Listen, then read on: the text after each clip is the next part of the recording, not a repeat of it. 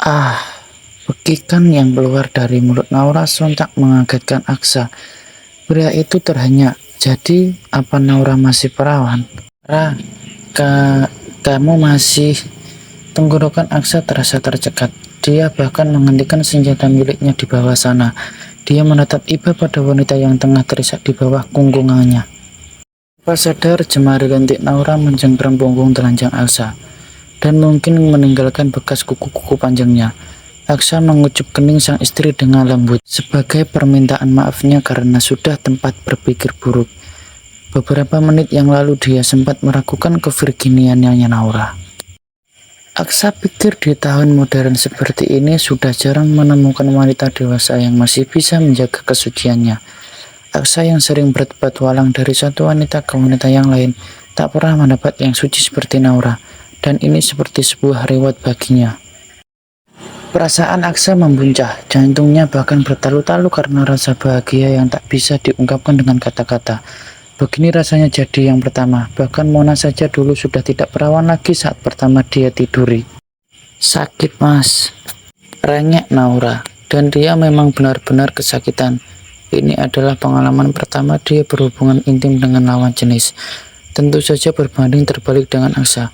Dia adalah Casanova yang punya jam terbang tinggi di atas ranjang. Tapi bercinta dengan gadis virgin ini kali pertama bagi Aksa. Apa sakit banget?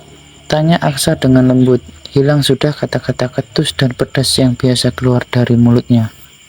Iya, panas dan perih, rasanya sangat aneh. Air mata Naura terus turun tanpa bisa dicegah.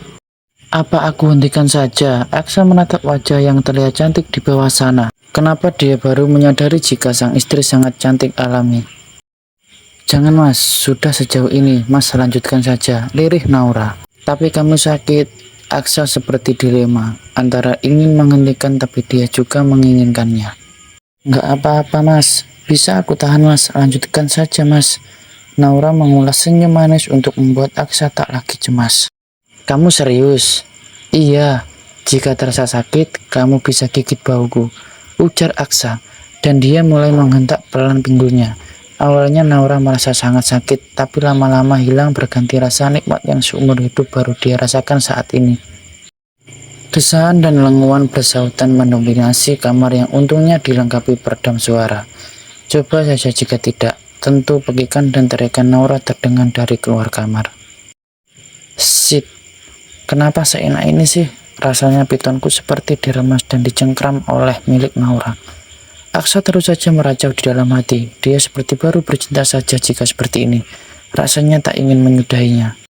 Setelah bergulat selama hampir setengah jam, akhirnya keduanya melenguh panjang saat puncak nirwana telah mereka gapai dengan begitu indah dan memabukkan. Aksa sampai menunggak saat rasa nikmat mengulungnya. Indah, candu, dan begitu memabukkan. Dia mengucup kening sang istri dan mengelengkan badannya ke samping Naura. Napas mereka masih tersenggal-senggal, sisa dari percintaan panas yang baru saja mereka lakukan. Naura melokeh ke samping, ke arah sang suami yang memejamkan matanya. Makasih ya mas, kamu sudah memberikan aku pengalaman yang begitu indah ini, tutur Naura. Besok aku belikan pil KB, aku belum mau punya anak. Setelah merengkuh kenikmatan bersama, kini kata-kata pedas kembali harus dirasakan oleh Naura. Wanita itu menarik senyumnya saat mendengar ucapan sang suami. Apa maksudnya mas? Aku nggak mau punya anak dari kamu, ketus Aksa. Dia bergegas bangun dan berjalan masuk ke dalam kamar mandi. Kamu jangan kepedean, laki-laki itu bisa bercinta meskipun tanpa ada rasa cinta sedikit pun. Anggap saja aku sedang khilaf. Brak, hati Naura kembali sakit. Dia menarik selimut untuk menutupi tubuhnya yang masih polos. Dia pikir setelah melewati percintaan yang intim ini, Aksa akan berubah dan paling tidak mau melihatnya sedikit saja. Tega kamu mas, kamu anggap aku apa? Wanita pemuas nafsu kamu saja. Hingga kamu tidak sudi punya anak dariku. Isak tangis Naura sangat menyayat hati. Tak lama Aksa keluar dari kamar mandi. Dia sudah terlihat segar dan tampan seperti biasa. Naura bergegas ke kamar mandi, walau dengan susah payah karena area intimnya terasa sakit. Aksa yang berdiri-diri di depan kaca rias hanya bisa menatapnya dari pantulan kaca rias.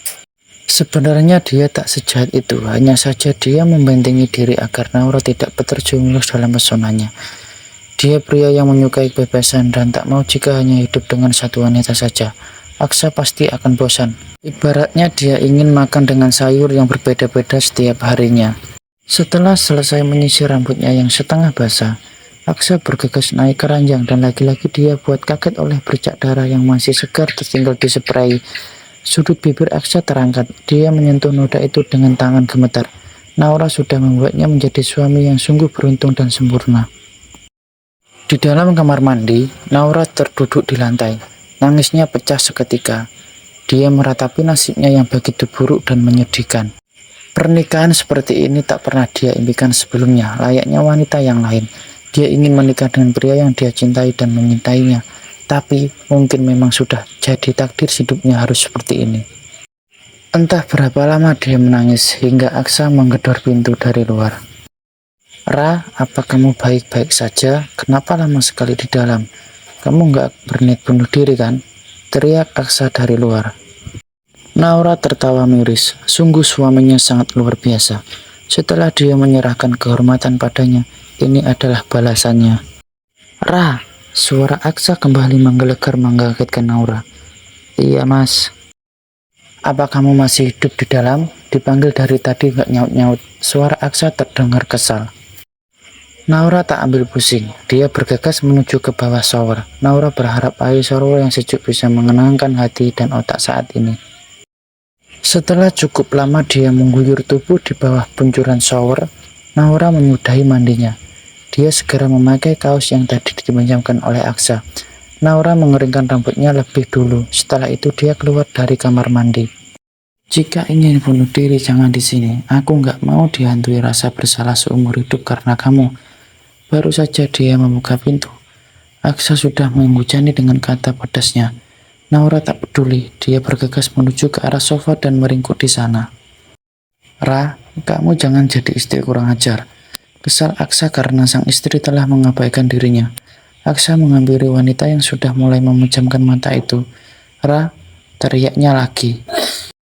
Aku capek mas, mau tidur, sergah Naura. Dia kesal sekali dengan Aksa yang bersikap seenaknya sendiri itu. Kamu mau jadi istri durhaka ya?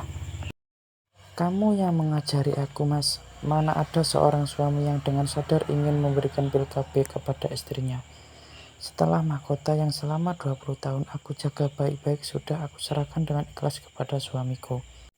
Dan dengan tega dia berkata, anggap saja itu khilaf.